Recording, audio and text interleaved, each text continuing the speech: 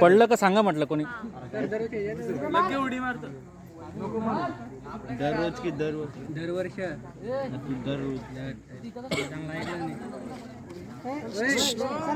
बसतो ना.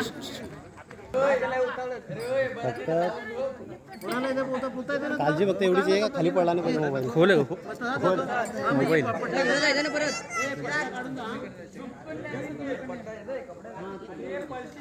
आपले